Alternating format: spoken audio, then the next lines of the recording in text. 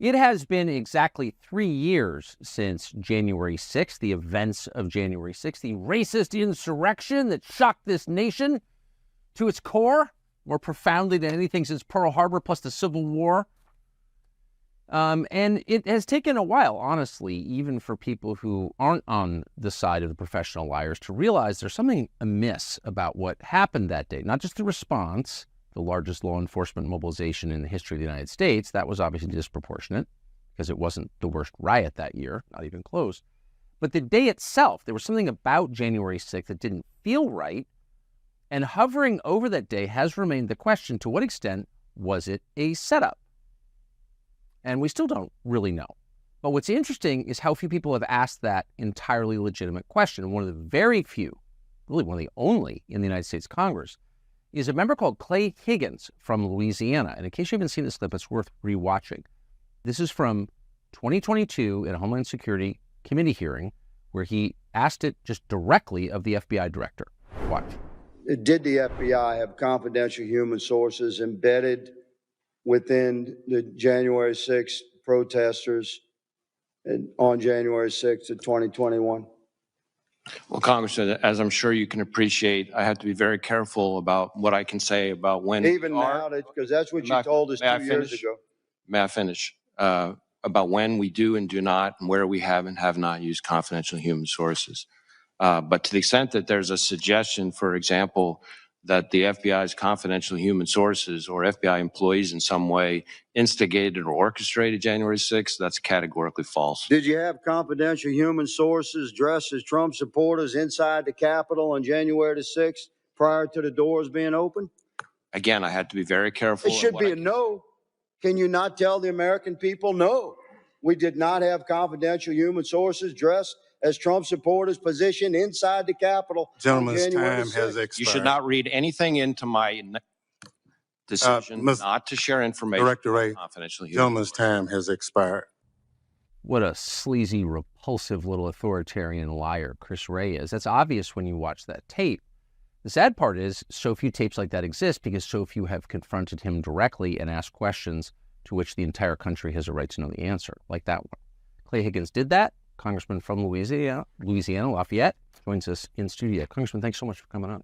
Thank you for having me, Tuck. So that was over a year ago that you asked that question, which is a central question, and you asked it, as I think is appropriate, without any embarrassment at all on behalf of your constituents and the rest of the country.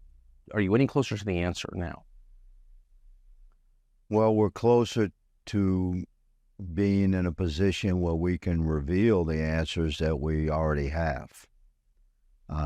Much of the evidence that we have compiled from investigative effort and over the course of the last couple of years, some offices like my own sort of operating in silos of investigative endeavor have now been able to come together now that we have a Republican majority and we have access to the staffs of the appropriate investigative committees. And so I sit on the oversight committee, and we Republicans run that committee now, and therefore we control the staff. So when you can magnify the efforts that individual members of Congress have pushed within our own offices, when you can magnify those efforts by the skill and the numbers of staff from the committees, you get a lot of evidence reviewed professionally and aligned and assembled into essentially a case file. And in this case, this is a big file because the involvement of certain actors, and you could say deep state actors within the federal government, to set the stage for what happened in J4, 5, and 6, and to entrap thousands of Americans from across the country and lure them into this set stage on J4, 5, and 6. The people that were involved in that is quite a large web. So yes, sir, we do have a great deal of evidence compiled, and we're gradually, professionally rolling that evidence out. So you sort of answered the question right there in larger terms. You just said that elements within the federal government, I assume law enforcement, intel, and military, and I'm using your words, lured Americans to Washington into what you called a trap. Yes, sir. So that would, I mean, that's a shocking, and I assume that's a sober conclusion based on the evidence. That's what you're saying. That would be my sober assessment as an investigator, and I love my country, and I've always been a staunch defender of the thin blue line, and I would proudly count the FBI amongst that number. It's like brothers to me. So to find that level of conspiratorial corruption at the highest levels of the FBI has been very troubling to me as a man, as a cop. And yet, you follow the evidence wherever it leads. And yes, this is what investigators do. So when I asked Christopher Wray that question, for instance, I already knew the answer. I had reviewed compelling evidence that the FBI had assets, human assets, dressed as Trump supporters, inside the Capitol prior to the doors being open and the masses allowed in. So I knew that the FBI was deeply involved. I'd seen evidence, even at that time, with that the FBI had embedded themselves into various groups online across the country of Americans who were essentially voicing their concerns and airing their grievances with each other about COVID oppression. And those Americans were targeted by the FBI, though almost universally Republicans and largely Trump supporters. But the FBI worked undercover to infiltrate those conversations and become a significant part of those individual Americans' communications. And when you dig into the evidence that we've had revealed through some criminal cases that I've followed and worked with the families of J6 political detainees and Americans that have been persecuted for their involvement in the Capitol that day, and some of that evidence is shockingly reveals that the FBI agents that were operating undercover within the online groups across the country were the first ones to plant the seeds of suggestions of a more radical occupation of the Capitol, and they were sort of testing the waters of who amongst that group would begin acknowledging that, maybe we should do that. Maybe we should plan for an occupation like that. But if you look at the origins of those conversations, they were started by the FBI undercover guy that was operating inside the group. And then months later, on January 4th, 5th, and 6th, many of those Americans met for the first time in person when they gathered for the massive rally where American patriots assembled to object to everything that had happened during 2020, the COVID oppression, and the stunning results of what we believe was a compromised election cycle in November 2020. So Americans gathered at their own capital to appropriately air grievances and protests at their capital, but embedded amongst their number was an FBI asset that had been working from within their group online for many months. So this was the level of manipulative effort that the FBI invested into American citizenry and our assembly online to exercise our rights under the First Amendment, to talk to each other about whatever we want to talk about, including the insidious oppressions of COVID that we were suffering across the country. So, and our concerns about where the election was going, the whole mail-in ballot thing, we could see the stage was being set for a compromised election cycle, possibly. And to our horror, that's what happened. So FBI had fingerprints on this thing for many months prior to J4, 5, and 6. I want to go back to something you said in the first sentence, which is you have seen evidence, and that spurred your questions to Chris Wray, that there were FBI assets dressed as Trump supporters within the Capitol. So that is proof of entrapment, because, of course, the federal government could have prevented entry into the Capitol building. There aren't that many doors. You work there, you know. But they allowed people in on purpose to entrap them. That's what that proves, I think. Does it not? Well, it's certainly condemning. It's another piece of the strategy that the government employed to sort of complete the entrapment of Americans that they had infiltrated and then prodded and provoked with those original seeds planted of actions like, you know, what type of gear to wear and just in language that incited behavior that could go the wrong way. You know, pushing actions of legal and legitimate peaceful protests to an edge where those Americans would likely not have gone had they not been, you know, encouraged by the FBI plant amongst their number that they didn't know was there. So by the time it was actually J6 and you had masses of Americans assembled outside the Capitol, almost like 99.9%, 100% peaceful. On the inside, you had FBI assets dressed as Trump supporters that knew their way around the Capitol. Before the doors even open. Before the doors open. Or else how are you going to get around the Capitol?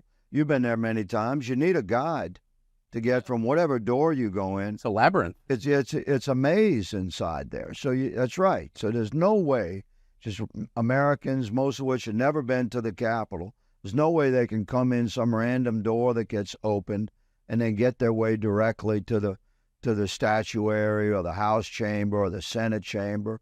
It's just not possible.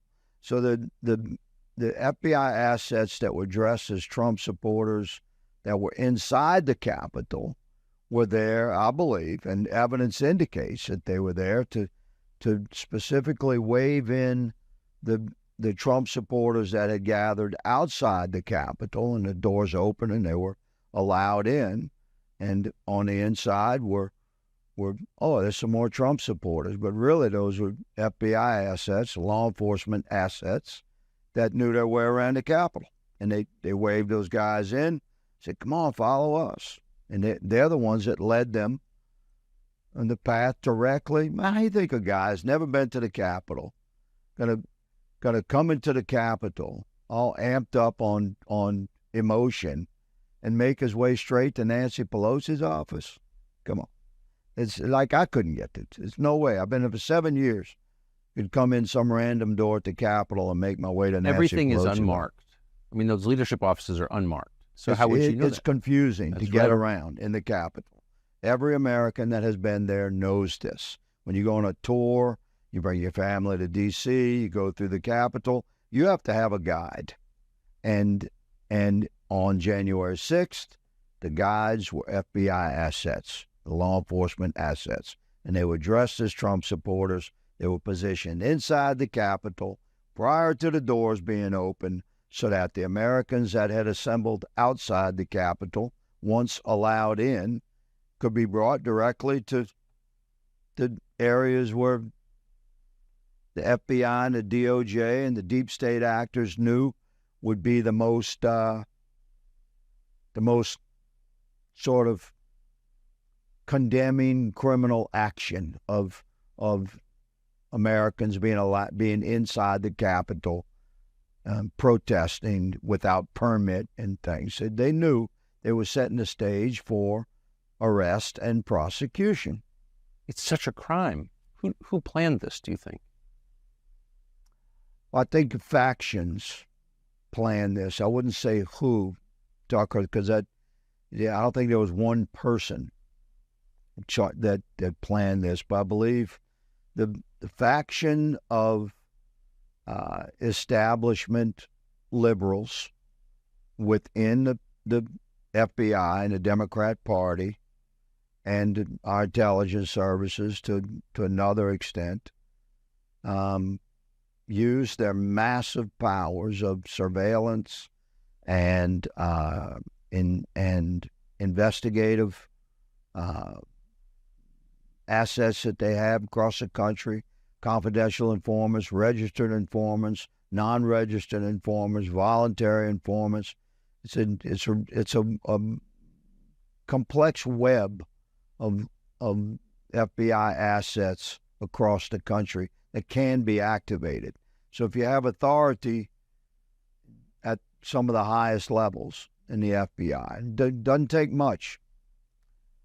The faction within the FBI and within our intelligence services that would coordinate with the most extreme liberal factions within the Democrat Party that were desperate to keep Trump out of office and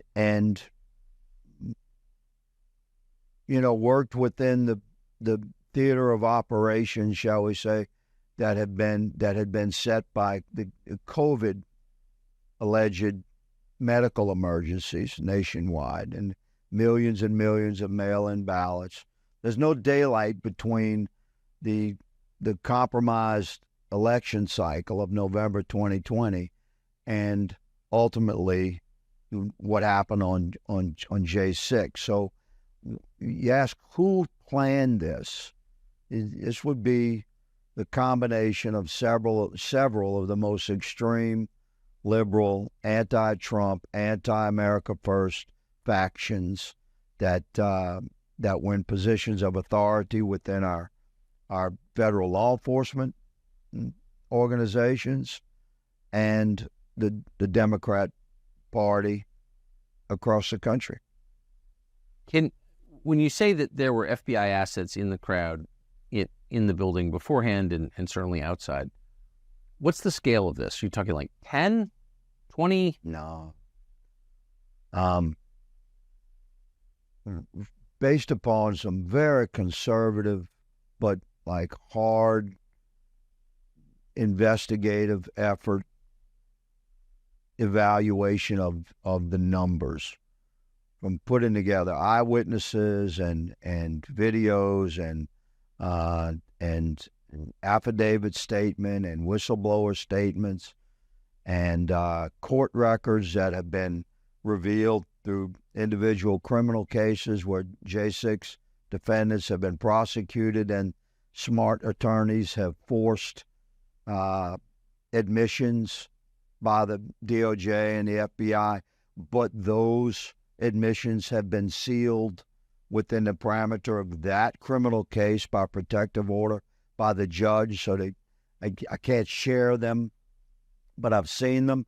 So real hard, objective, and conservative estimates would put the number of FBI assets in the crowd, outside, and working inside at well over 200. 200? Yeah. So you're in law enforcement? Yeah. Before you came to Congress in the military as well? That's an extraordinary number. Is it? Well, no. When you think about the scope of the operation, if you were going to do this, you would need But that relative number. to, so like when, I don't know, Minneapolis burned down, or when St. John's, the Episcopal Church across from the White House in Lafayette Square, was set ablaze, and all those Secret Service agents were injured. Were there 200 FBI assets in the crowd among Antifa then? I mean, I don't know how many undercover agents the FBI would have in a situation like that, but J6 was the final act prior to arrest and prosecution of Americans that were identified as Trump supporters. I mean, their objective was to destroy the entire MAGA movement, to forever stain the patriotic fervor that was associated with the America First MAGA movement that had won in 2016 and we believe won again in 2020. And the establishment on both sides, of both major parties, were determined to smash that out of existence, not just by defeating Trump, but by destroying the reputations of the movement itself, by creating this narrative that was totally false, but was heavily pushed, that MAGA Republicans, America First Republicans, are somehow a danger to our republic and a domestic terror threat, which is a whole nother story about what the FBI has done to tagging Americans as suspected domestic terrorists and following us as we travel across the country. But the bottom line is that 200, I believe, is a conservative number.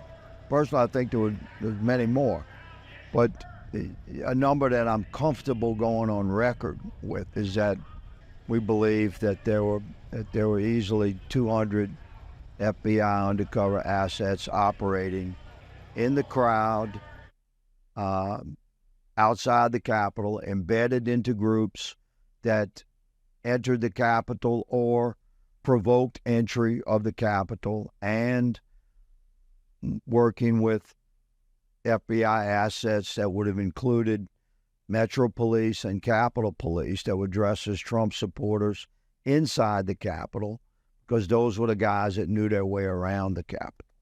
So given the scope of the operation and the number of doors where entry was allowed or even encouraged, then the number of people that were actually outside the Capitol and that entered, we believe 200 is a conservative number. Yes, sir.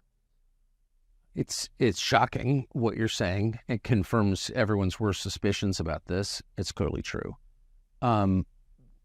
Did you come across any evidence that the DOD, the military, either Defense Intelligence Agency or National Guard or any part of the U.S. military played any role in this at all? I have not seen that. I've heard the echoes of that suspicion, and I have observed circumstantial evidence that has been presented to me that I have reviewed, but to me, it does not rise to the level that I would call actionable from an investigative perspective.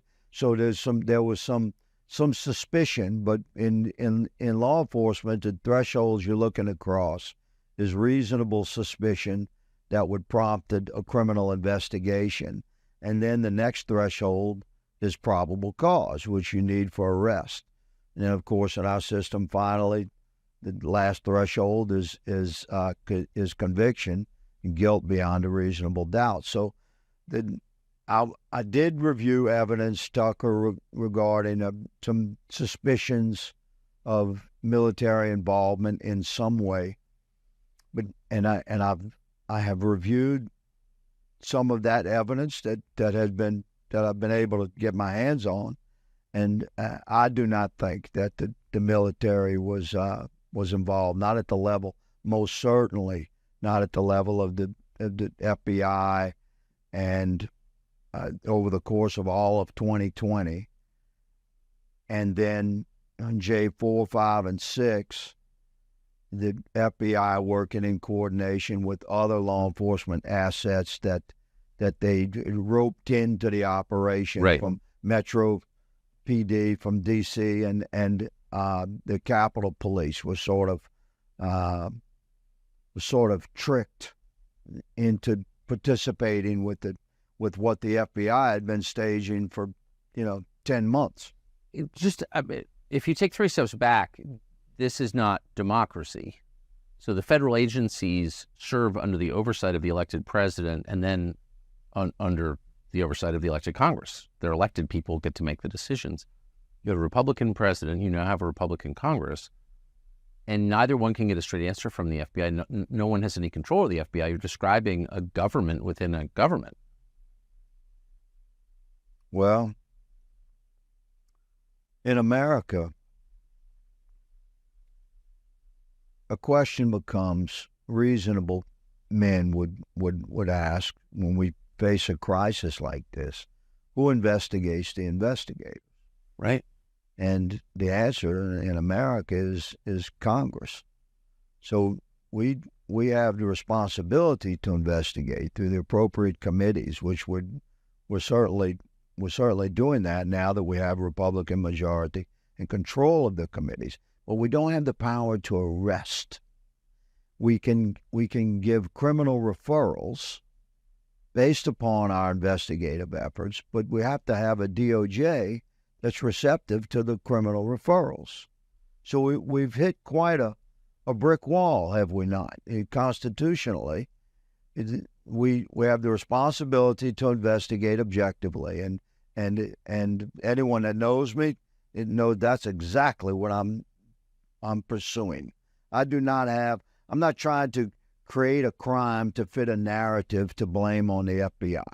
I'm following the evidence, and to my horror, it implicates our FBI at the highest level, and a conspiracy within our government at the highest level to create to set the stage for a compromised election cycle in 2020, and then the actions that took place on J4, 5, and 6, and then the criminal investigation, arrest, and prosecution of Americans that they were able to entrap and document with the thousands of cameras that were operating that day, and use that evidence that they knew they were setting up to investigate, arrest, and prosecute the Americans that they had entrapped. So Congress can investigate these things, and we will reveal these horrific truths, and we will have criminal referrals. But until you have a president running the executive branch that will clean house at the DOJ and FBI at the highest levels and put American patriots in place that will act upon the criminal referrals that Congress provides, then none of those guys are going to get arrested because they're not going to arrest themselves, and we don't have arrest authority. I'm a little surprised, and don't expect you to be critical of your colleagues in the Republican conference, but I mean, they do control the House. Impeachment is a thing. Chris Wray is still the FBI director. I watched Republicans, some of whom I know, cheer the murder of Ashley Babbitt, who was an unarmed woman, less than 5'5", by Michael Byrd. They were on Michael Byrd's side. And I have to say, for a lot of Republican voters, and I count myself among them, very clarifying. If you're cheering Ashley Babbitt's murder, shooting women now, that's okay because she likes Trump. And there were Republicans who were like, yeah, I was happy. Like, a lot of them thought that. What the hell? Yeah, it made me sick. Me too. You know, there's a great responsibility when you wear a badge in America. I mean, think about it. To be the designated servant of your community that has the authority to deny the freedom of a fellow American in the land of the free. Like, that's a heavy responsibility. So the escalation of force it must be appropriate in order to effect a lawful arrest. And a bad shoot is the worst thing that an officer can possibly be involved in his career. It's the thing of nightmares for good police officers. So to take from a law enforcement perspective was clearly a bad shoot, because there's some basic rules you just cannot violate. You have to attempt to effect an arrest before you can go to deadly force. There was no attempt to arrest Ashley Babbitt. There were officers on the other side of the window she was climbing through. There were officers on the interior side of the window she was climbing through. There was no indication this had been going on for an hour, and there was no reports on the radio or anywhere else of gunfights. So there was no reason at that point to expect that Ashley Babbitt or anybody else in the crowd was going to produce a firearm and start firing on police officers. Why? Because it had not happened. So that's part of the totality of circumstance that a police officer is responsible for knowing. We stay in constant communication with our radios. We know what's going on.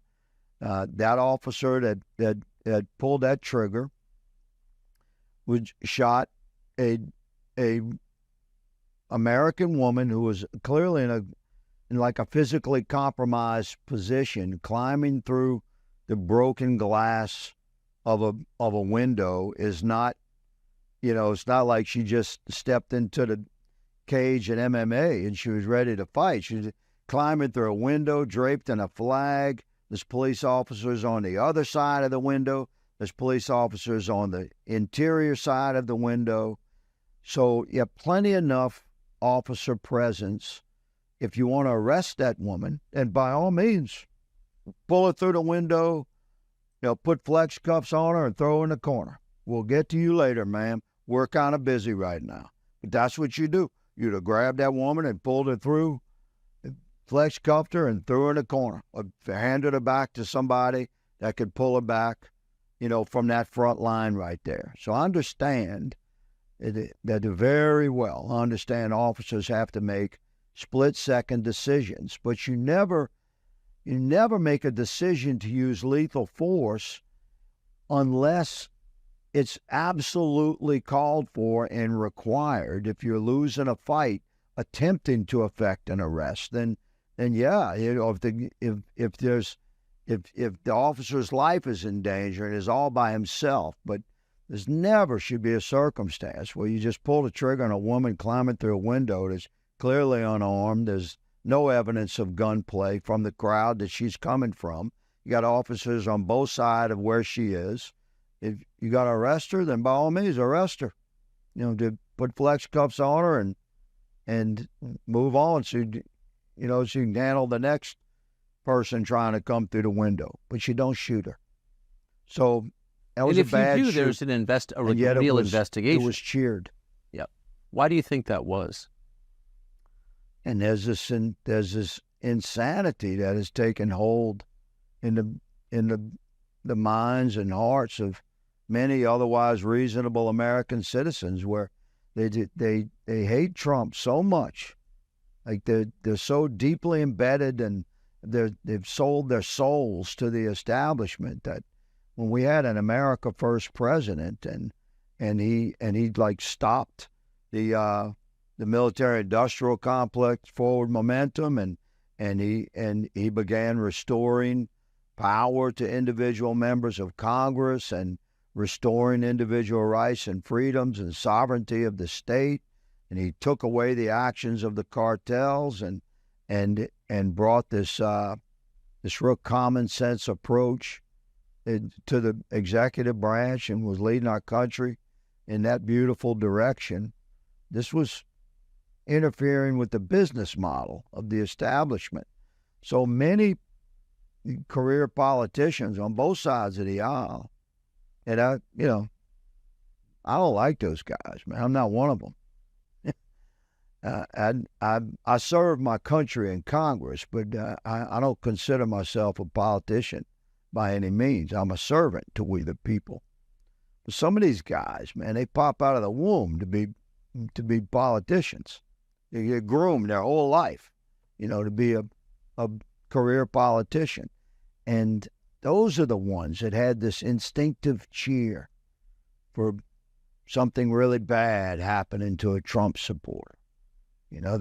Their true color showed in that moment, and it was an ugly color. Yeah, dude. We shouldn't be shooting women, number one. I couldn't agree more. So where does this go from here? You have this corpus of information. It sounds like it's definitive. When does the public see the detail?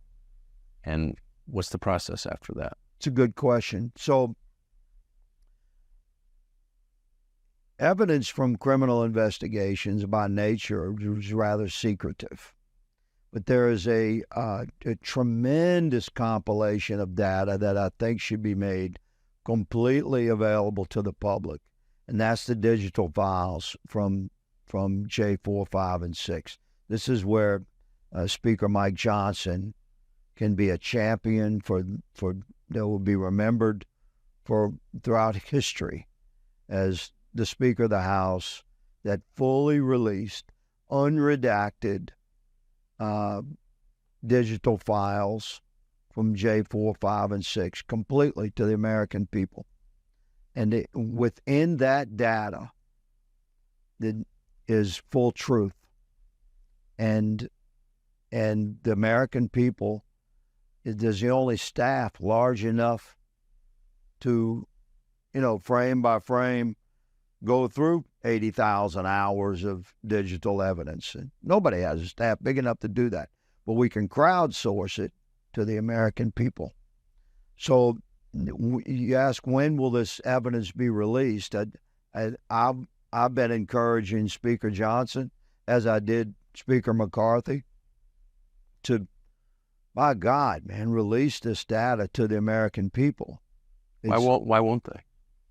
I believe Speaker Johnson will, but Mike is quite a skilled constitutionalist attorney himself, and he's a very measured, patient, faithful man.